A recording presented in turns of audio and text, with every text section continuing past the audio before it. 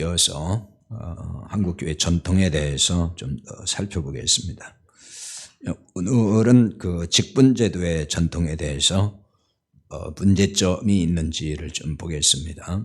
한국교회 직분의 문제점에 대해서는 그동안 성경 공부 시간을 통해서 또 설교를 통해서도 제가 몇 번은 이렇게 언급한 적이 있습니다.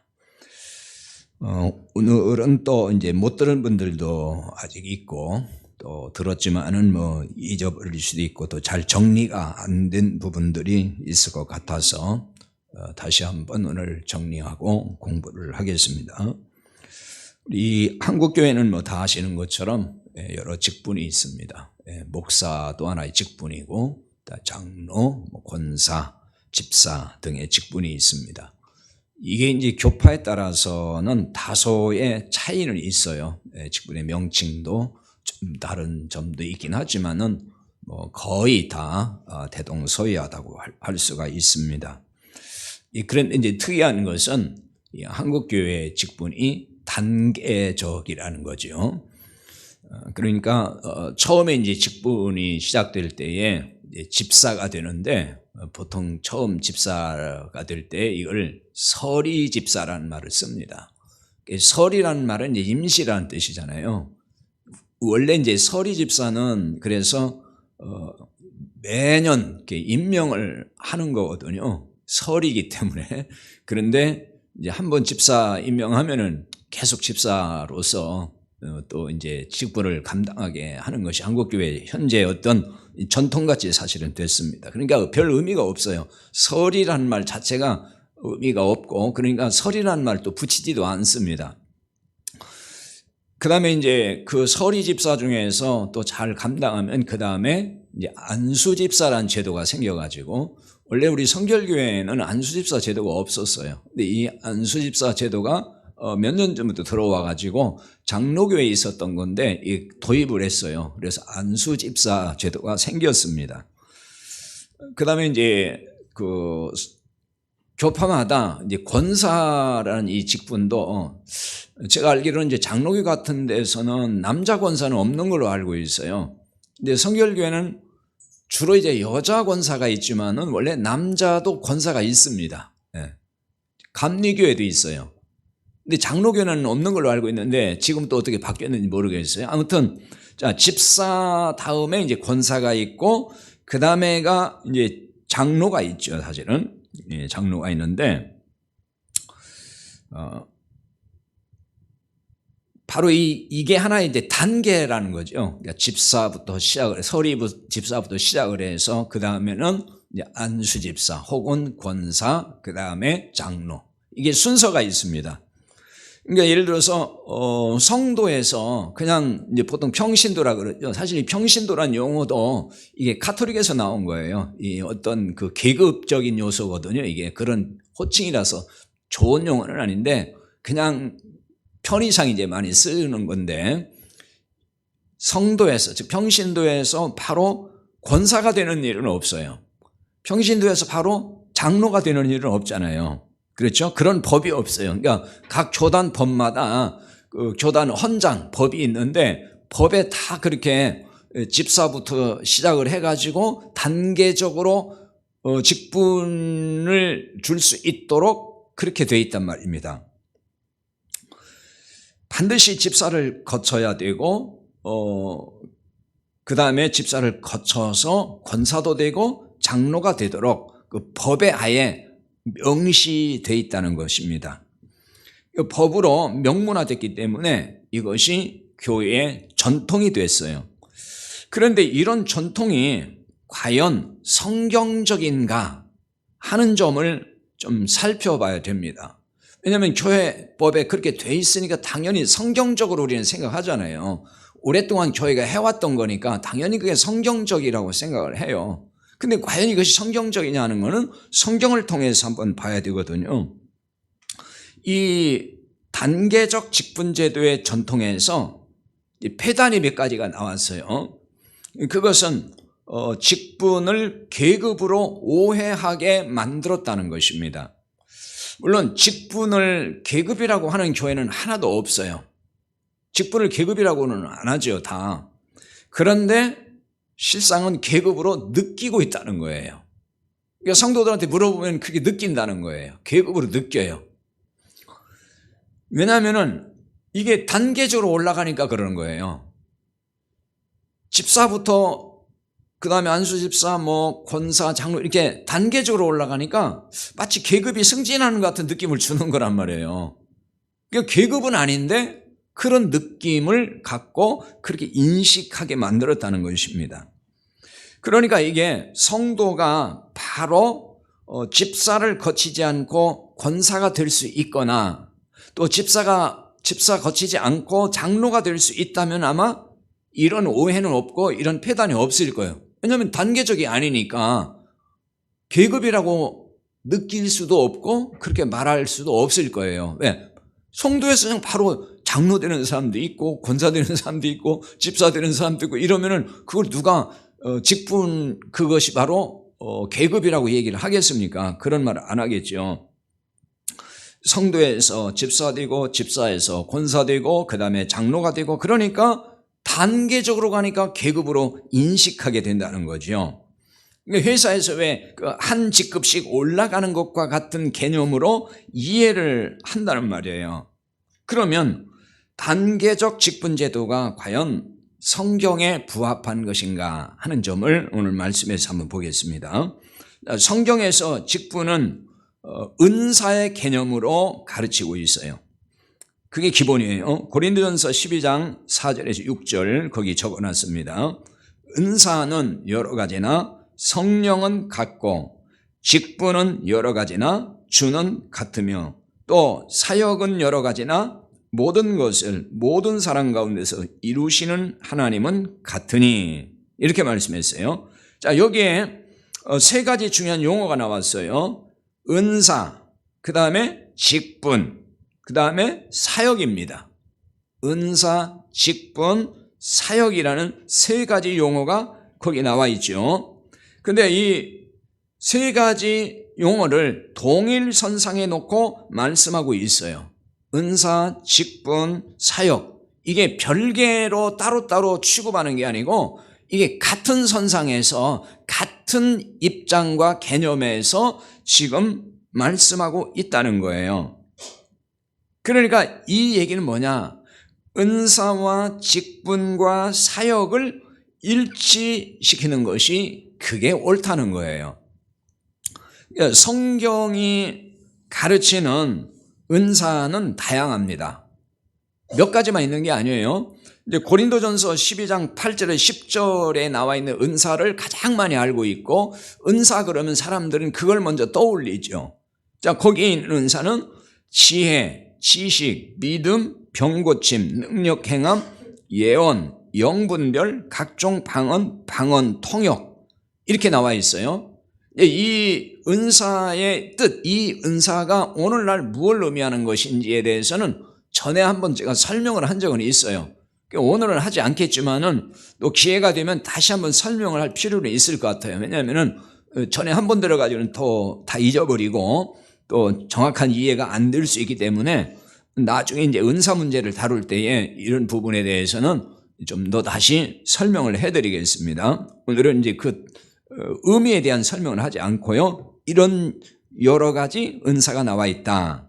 그런데 우리는 보통 이제 이 성령의 은사 이것을 주로 많이 생각하지만은 로마서 12장 6절에서 8절에 보면은 거기도 은사가 나오거든요. 거기는 어떻게 나와 있냐? 받은 은사가 각각 다르니 이렇게 말씀을 하면서 거기에 예언, 섬기는 일, 가르치는 일, 위로하는 일, 구제, 다스림, 긍휼을 베품 이런 은사들을 소개하고 있습니다.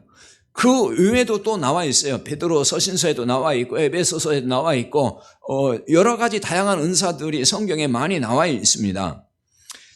여기 로마서 12장 그 6절 8절에 나와 있는 다스림 그거는 통치라는 개념이 아니고 리더십 혹은 지도력 그걸 말하는 거예요. 그걸 은사라고 지금 말씀하고 있는 것입니다. 그러니까 초대교회에서는 이렇게 여러 은사가 있는데 그 받은 은사에 따라서 직분이 주어지고 그 직분에 따라서 사역을 감당했다, 그 얘기입니다. 그러니까 은사가 중심인 거예요. 은사가 되게 중요하게 취급된 거예요. 은사가 뭐냐, 이 사람에게 그 은사에 따라서 직분이 주어지는 거예요. 그 직분은 왜 주어지는 거죠? 사역을 위해서. 쉽게 말하면 일하라고 직분이 주어진다, 그 말입니다. 그래서 은사로 시작을 하는 거예요. 즉, 자, 섬기는 은사가 있다 그랬잖아요. 그럼 섬기는 은사가 있으면은 이거는 아마 직분으로 따지면은 아마 집사의 직분에 해당한다고 일단 볼 수가 있어요. 그러니까 섬기는 은사가 많으면은 집사의 직분이면 그냥 족한 거예요. 그걸로 그냥 끝나는 거예요. 그 직분 가지고 평생 그냥 헌신하는 거예요, 그게. 그 다음에 이제 거기 위로하는 일이 나오죠. 이 위로하는 은사가 바로 권사의 직분에 해당된다고 저는 보고 있어요. 원래 권사라는 얘기는 권면하고 위로하는 일, 그거거든요. 그러니까 위로하는 은사가 있으면은 그 사람은 굳이 집사를 할 필요가 없는 거예요. 그냥 권사가 되면 된다는 거죠. 바로 집사를 거칠 필요 없이.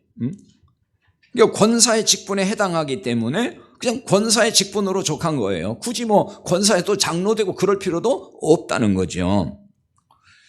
리더십의 은사, 아까 다스림 그랬죠. 이건 리더십이거든요. 그러니까 지도력, 이런 은사가 있으면은 이거는 아마도 장로의 직분에 해당한다고 볼 수가 있습니다. 그러니까 리더십의 은사가 있으면은 굳이 집사를 거치고 권사를 거칠 필요 없이 장로가 될 수 있어야 한다는 거예요. 물론 리더십 하나만 있다 그래가지고 장로가 될 수 있다는 얘기는 아니에요. 리더십 있는 사람은 세상에도 많잖아요. 다른 여러 덕목들을 갖춰야 되겠죠. 영적인 덕목도 갖춰야 되고 그중에서 리더십이 강점이 있어야 된다는 거예요. 그 얘기를 하는 것이지 단지 리더십만 있으면 된다는 얘기는 아니에요. 그러니까 은사만 보면 그렇다는 거예요. 은사만 보면은. 하지만 한국교회는 은사를 먼저 고려할까? 그렇게 하지 않아요. 뭐 여러 가지 이제 이유가 있어요. 있기는. 뭐 그런 얘기는 하지 않겠어요? 은사를 먼저 고려하지 않고 직분을 그냥 주는 그런 전통이 그냥 생겼어요. 그러니까 은사를 고려하지 않고 모두 다 집사부터 시작을 해요. 그냥 일단 집사부터 시작을 하잖아요. 아까 말씀드린 대로 서리 집사부터 시작을 합니다.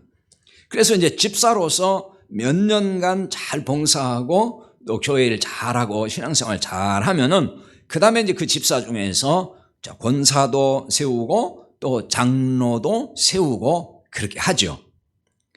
그런데 예를 들어서 집사는 섬기는 은사로 본다면은 그럼 집사는 섬기는 일을 잘 해야 되잖아요. 그런데 집사는 됐는데 섬기는 일을 하나도 안 해. 또 하지도 못해. 그러면은 그분은 집사란 직분이 어울리지 않는 것이 되는 거예요. 권사는 됐어요. 근데 남을 위로할 줄을 몰라요. 오히려 막 트러블만 일으켜. 사람들에게 상처 주는 말만 하고 다녀요. 그러면 그분은 권사라는 직분이 정말 어울리지 않는 거예요. 그거는. 근데 그런 일들이 한국교회에 참 많아요. 장로도 마찬가지죠. 리더십이 전혀 없어요. 사람들이 따르질 않아요. 그러면 역할을 못 하잖아요. 그러니까 이런 문제들이 있다는 거예요. 직분이 은사와는 상관없이 한국교회는 그 사람의 체면을 세워주는 수단으로 전락된 측면이 솔직히 있어요.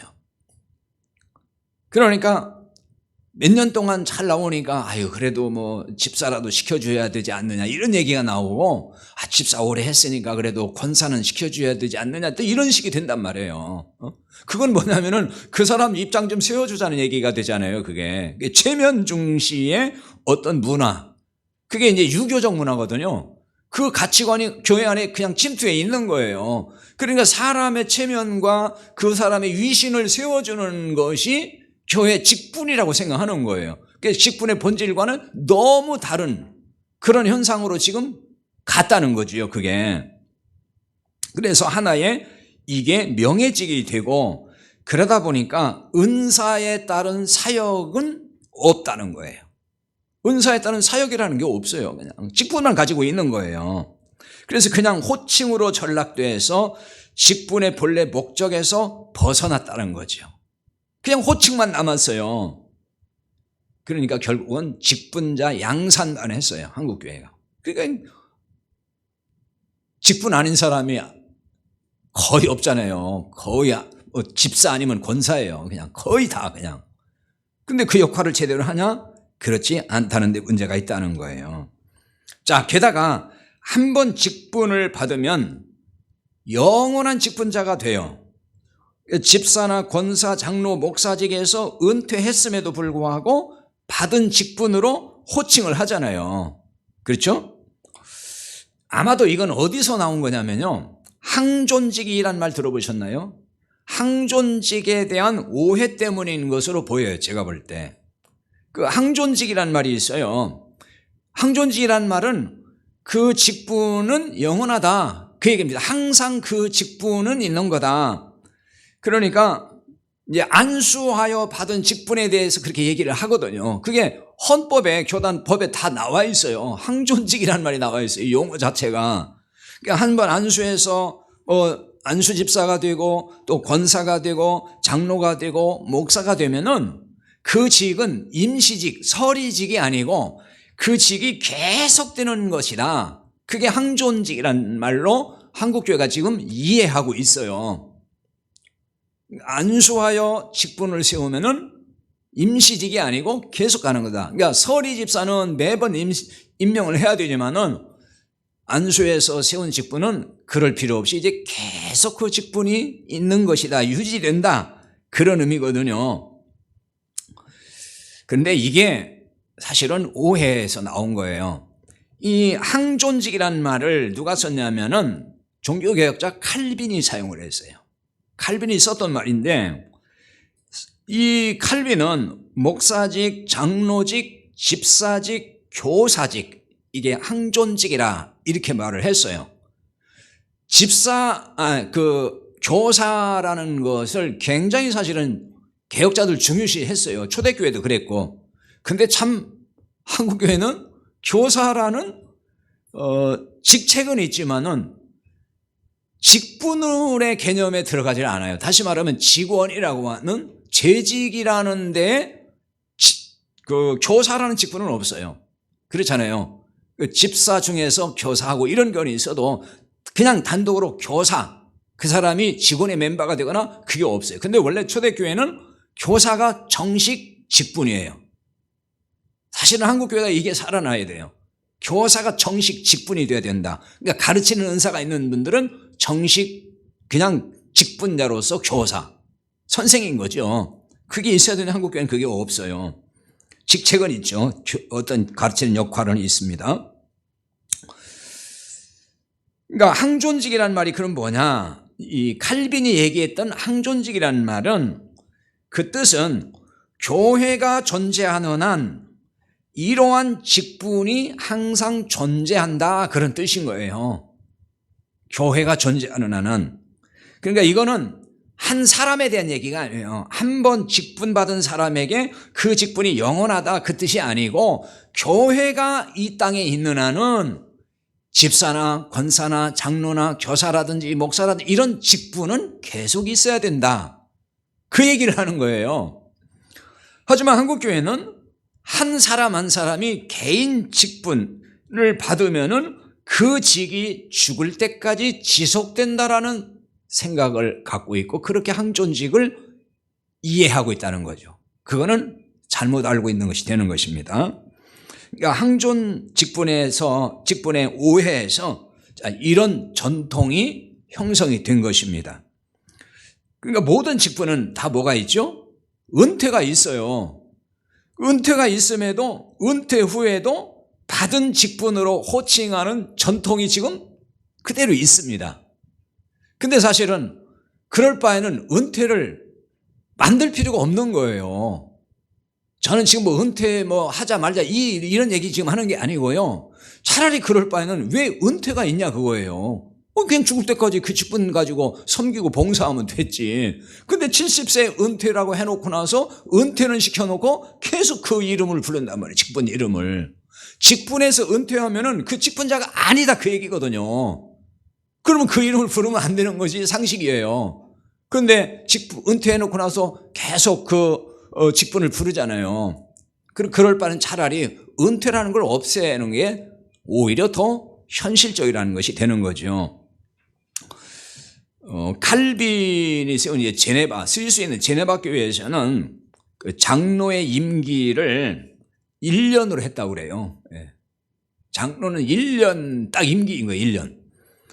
매년 임기 말에 그 재신임 여부를 심사를 했고 문제가 없는 경우에 재임을 또 하게 했다 하는 거예요. 이게 기록에 나와 있는 거예요. 그래서 종교개혁 이후 대부분 개혁교회는 장로의 임기를 꼭 두었습니다. 임기가 끝나면은 그 다음에 성도로 그냥 돌아갔어요. 그게 종교개혁 시대 그 이후에 한동안에 있었던 그게 전통이었어요. 사실은 임기가 끝나면 그냥 성도로 돌아가는 거예요. 평신도로. 네덜란드 개혁교회와 미국 개혁교회는 장로의 임기를 2년으로 했습니다. 그래서 매년 장로의 반 정도를 새로운 장로로 대체를 했다는 것입니다. 그러니까 계속 바꾼 거예요. 스코틀랜드와 영국 개혁교회도 매년 선거를 통해서 장로를 또 세우고 또 세우고 그렇게 했다 하는 것입니다. 그러니까 이런 제도를 그럼 왜 도입했을까? 번거롭게 한번 세우면 되지. 이런 제도를 도입한 이유는 특정한 직책이나 특정한 사람으로 인한 폐단을 예방하기 위해서 그런 거예요. 그러니까 한 직책을 장기적으로 맡을 경우에 교회를 소위 전횡할 위험이 따른다는 거예요. 그 사람이 너무 교회를 이제 나중에는 자칫하면 교회를 그 사람이 마음대로 휘둘러 나는 거죠. 오랫동안 한 자리에 계속 있음으로 인해서 폐단이 자꾸 생긴다는 거예요. 그러니까 이런 점에서 우리 교회의 그 직분 임기제, 우리 교회도 직분 임기제를 사실은 이제 도입을 했잖아요. 처음 이제 초기 때부터 정관에다 명시를 했어요. 저는 그 개혁교회 전통과 거의 맞고 그래서 좋은 전통이라고 할 수는 있어요. 그런데 다만 한국교회 정서상 실효성이 있을까에 대해서는 의문이 있다 그 얘기입니다. 이게 내년에 지금 우리 교회 장로님 세 분이 이제 재신임 투표하는 해예요. 네. 그 이제 지난주에 운영회 때 그 얘기 나왔거든요. 장로님들 알고 있더라고요. 거기서 이제 우스갯소리로 그런 말을 했어요. 나 떨어지면 나 교회 못 나올 것 같다고. 그렇지 않겠냐고요. 예를 들어 신임을 안 해주면은 당신은 나가라. 그렇게 이제 그런 메시지로 들리는 거예요. 장로 입장에서는. 그렇지 않겠어요? 부끄럽다 그거예요. 이게 그렇게 보면은 이 임기제라는 게 과연 실효성이 있을까? 별 의미는 없다는 거죠. 물론 그 장로님들이 조금은 그래도 신임을 받아야 된다는 그 생각에서 조금은 긴장을 하고 그래도 뭔가 그래 내가 장로로서 잘 해야지 이런 마음을 갖게 해줄 수는 아마 있을 거예요. 그러나 또 정말 뭐 누가 봐도 저건 아니다 이런 문제가 아니고는 뭐 불신임을 해서 문제가 될 일은 없다는 얘기죠. 그런 면에서 실효성에는 의문을 가지만은 어쨌든 이러한 제도적으로 우리가 이런 제도를 도입했다는 얘기는 우리 교회로서는 상당히 그래도 다른 교회에 비해서 그 점은 앞서가는 교회였다 이렇게 볼 수가 있습니다. 자, 이 직분제도를 정리해 보면은 은사와 직분과 사역이 일치하도록 하는 게 성경적이라는 것을 알 수가 있습니다. 자, 그리고 이제 70세 은퇴하면은 평신도로 돌아가서 성도로 호칭하는 것이 사실은 성경적이에요. 그 은퇴를 했다면은. 그래서 아까 말씀드린 대로 은퇴 이후에도 계속 그 직분을 부르고 그 역할을 요구한다면은 은퇴를 시킬 이유는 사실은 없어요. 뭐 은퇴 하나 큰 차이는 없잖아요, 사실은. 차라리 이런 법은 그냥 폐지하는 것이 좋지 않을까 이런 생각도 사실은 있습니다. 아무튼 뭐 이건 제 개인적인 생각에서 뭐가 되는 건 아니기 때문에 별 의미 없는 말입니다.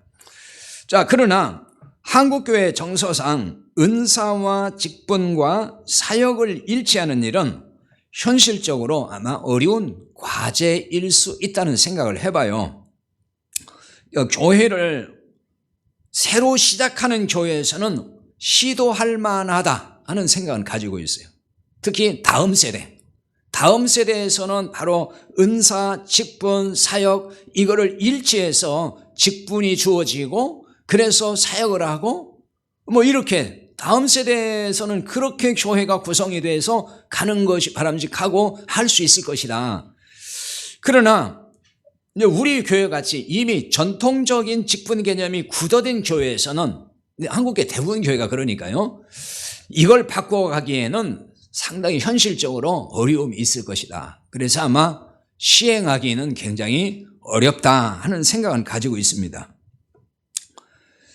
은퇴 이후에도 지금 명예직분제도라는 게 있잖아요. 이게 이제 교단 또 법에 다 명시가 돼 있어요. 그래서 이제 우리도 그렇게 하고 있는데 이 명예직분제도를 만들어서 호칭하는 관행 이런 전통도 다 마찬가지거든요. 이게 이런 것들도 다 사실은 바꿔 나가야 되는데 과연 이것이 현실적으로 가능할까? 한국교회 지금 정서상 쉽지 않다 하는 얘기를 하는 거예요. 제가 말씀드리고 그러나 왜 그럼 이런 얘기를 하느냐? 하여튼 이런 부분은 우리가 좀 아는 게 필요하다는 거고 또 뭐 유튜브를 통해서 이런 얘기를 듣는 사람들도 이런 문제점에 대한 분명히 알고 있어야 되겠다 하는 얘기예요. 말씀드렸듯이 은퇴의 의미라는 얘기는 그 직을 그만두는 거거든요. 그러면 직분의 호칭도 분명히 달라져야 그게 상식적으로 맞는 거예요. 그러니까 은퇴 후에 호칭은 성도가 맞는 거예요. 그러면 성도란 호칭이 무슨 뭐 낮추어 부르는 것이거나 비하한 용어냐? 아니에요. 굉장히 영광스러운 호칭이에요. 이거는 무슨 집사, 권사, 뭐 장로, 목사 호칭보다도 훨씬 더 영광스러운 호칭이 성도예요. 그런데 이상스럽게 한국교회는 성도라 그러면 자기를 마치 낮추어서 부르는 것처럼 굉장히 그렇게 별로 그래서 좋아하지 않는 그런 정서가 있어서 좀 그런데 그것도 사실은 고쳐야 될 문제인 거예요. 성도라는 말은 굉장히 좋은 말이에요. 하루아침에 아마 이 호칭 문제도 뭐 바꿔지지는 않을 것 같다는 생각을 해봐요. 자, 그 다음에 한국의 전통 가운데서 임직식 전통에 대한 부분에 대해서 한번 점검을 해 보겠습니다. 교회법에 따라서 즉 교회 교단 헌장, 뭐 교단 법이 있죠. 그 절차에 따라서 이제 직분자를 세운단 말이에요. 대부분 교회가 그 정회원 교인들이 모여가지고 임직자를 선출하는 것부터 하죠. 그리고 선출된 임직자들을 뭐 교육도 하고 그 다음에 교단적 차원이나 지방의 차원에서 어떤 소정의 또 뭐 교육과 어떤 과정들을 이수하게 만들죠. 그리고 나서 이제 임직식을 합니다. 임직 예식을 하죠. 정해진 과정이 끝나면은 임직식을 하는데 대부분 다 그런 건 아니에요. 대부분은 굉장히 성대하게 그 행사를 하는 전통이 있습니다. 지인들을 막 초청하기도 하고 정말 잔치집 분위기를 만들죠. 주로 그 행사는 언제 하냐면은 창립주일이거나 아니면은 그 교회 예배당을 건축한 후에 입당과 맞춰가지고 한다든지 이때 이제 행사들을 주로 많이 하잖아요. 그런데 바로 이런 임직식에 대한 비판 여론도 지금 상당히 있습니다. 한국교회 안에 많이 있어요. 자, 왜 그런지에 대해서는 뭐 대략 짐작은 하실 거예요. 우선 그 비판의 중심에 어떤 문제가 있냐면은 왜 임직자에게 돈을 받느냐? 헌금을 내게 한다. 즉 돈을 걷는다는 거예요. 그냥 뭐 스스로 그냥 감사해서 내는 그런 게 아니고 딱 금액을 정해가지고 예를 들어서 권사는 뭐 1,000만 원, 2,000만 원, 3,000만 원, 장로는 5,000만 원에서 1억까지 어떤 대형 교회는 그렇게 정해져 있어요 보니까. 예. 그래가지고 그것 때문에 저한테 전화 온 사람도 많아요. 제 설교 듣고 어떻게 교회가 그럴 수 있냐 그러면서. 그러니까 교회마다 다르지만은 그 임직 할 때에 그게 스스로 감사해가지고 얼마를 드리든지 그건 상관없잖아요. 자율 누가 얘기한 게 아니라 스스로 드리는 거라면은. 근데 그게 아니고 교회가 강제한다는 거예요. 딱 정해놓고 금액을 얼마 이상 내야 권사로 임직시켜주겠다. 장로 세워주겠다. 그 금액이 굉장히 부담되는, 적지 않은, 그게 많고 적고를 떠나서 임직할 때에 어떤 그 금품을 요구하고 제시한다는 것 자체가 사실은 성경적이지 않거든요. 그건 정말 옳지 않은 것이죠. 그래서 직분을 받지 않겠다고 거부하는 사태도 발생을 한다는 거예요. 그런 전화를 제가 몇 통을 받았어요. 어떤 분들이 얘기를 하더라고요. 자기 교회에서 그런 걸 자기한테 요구했다는 거, 얼마를 내라고. 그래서 저는 직분 안 받겠습니다. 이래가지고 직분 저는 거부했다. 이런 사람도 있고, 또 자기 어머니가 권사로 교회 자꾸 이제 권사 취임하라고 하니까, 근데 돈을 얼마 500만 원, 1,000만 원 내라고 한다는 거예요. 근데 그 집 되게 가난한가 봐요. 그 어머니가 굉장히 고민을 하더라는 거예요. 어떻게 하면 좋냐고.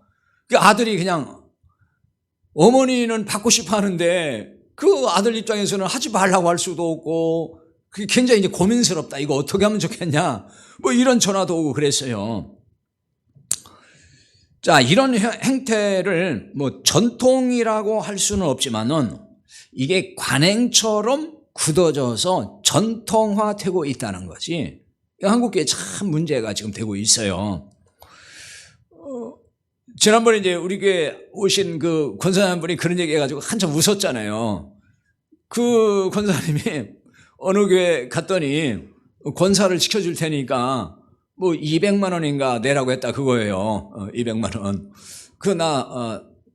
돈도 없고 나는 이제 돈 내고서는 나 권사 받기 싫다. 그랬더니 돈이 없어서 그런 줄 알고서 그러면은 제가 50만 원 깎아줄 테니까 그 150만 원만 내라고 하더라는 거예요.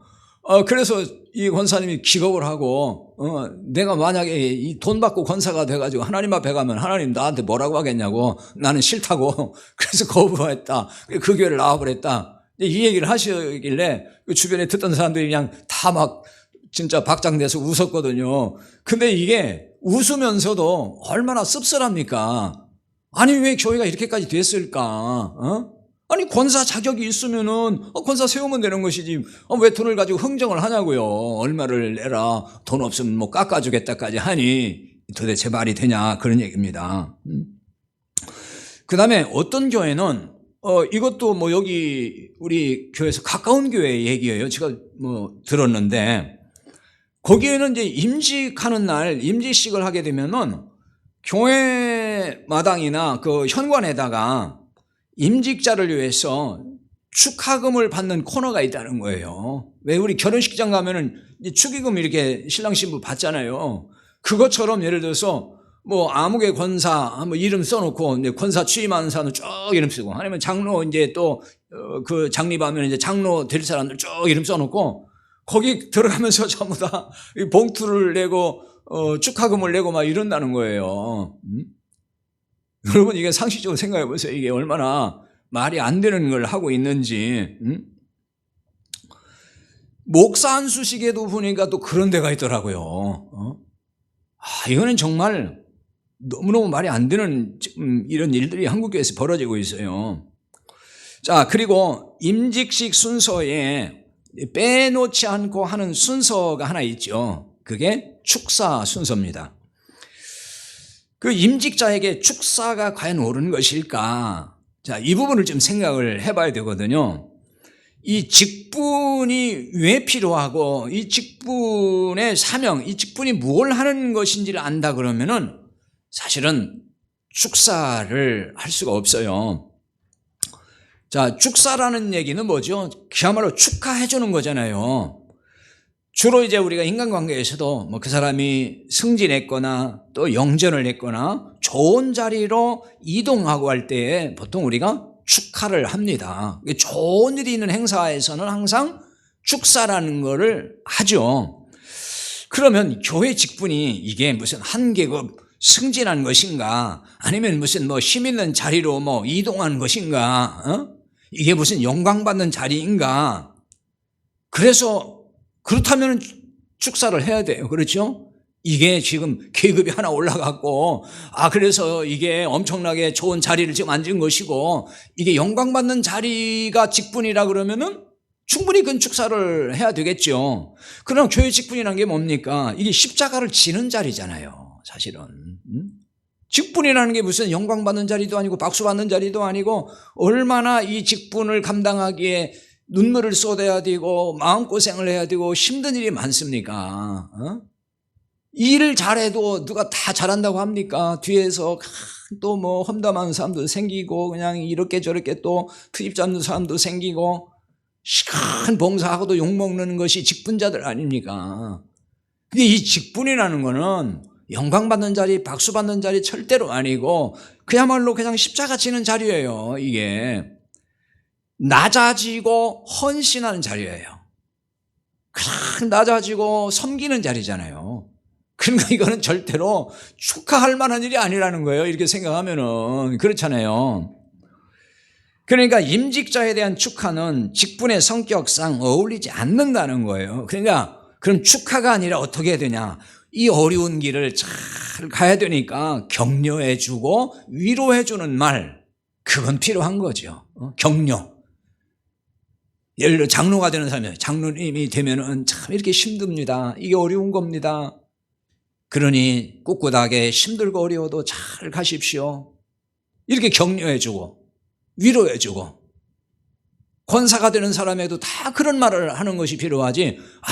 장로 된 걸 축하합니다. 장로 되면은 대대로 복을 받고 자식도 잘 되고 정말 복 받을 겁니다. 막 이러면서 말도 안 되는 얘기를 가지고 막 축하한다 하면서 이렇게 막 띄워놓으면은 그건 정말 비성경적인 얘기를 하는 거예요. 직분은 어떤 직분이 됐든지 고생하는 자리지 무슨 대접받는 자리도 아니고 영광받는 자리는 결코 아니다는 거죠. 임직 행사를 성대하게 하면서 축하를 직분자들이 받다 보면은 잘못하면 이제 착각에 빠질 수가 있는 거예요. 직분이 자신의 입지를 상승시키는 것으로 착각할 수가 있는 거죠. 또 아니면 직분이 영광받는 자리로 오해할 수 있게 만들어준다는 거예요. 물론 그 직분이라는 것이 어떻다 본질에서 이런 부분을 복음적으로 제대로 이해한 사람은 아무리 뭐 사람들이 뭐 축하를 하고 뭐 아무리 난리를 쳐도 거기에 이렇게 뭐 왔다 갔다 뭐 마음이 그쪽으로 쓸리고 이러지는 않겠지만은, 그러나 이런 행사를 하는 교회일수록 복음이 선명하지 않고 복음적 가치관이 없거든요. 그러니까 직분자도 똑같은 거예요. 그러니까 그런 말들을 한단 말이에요.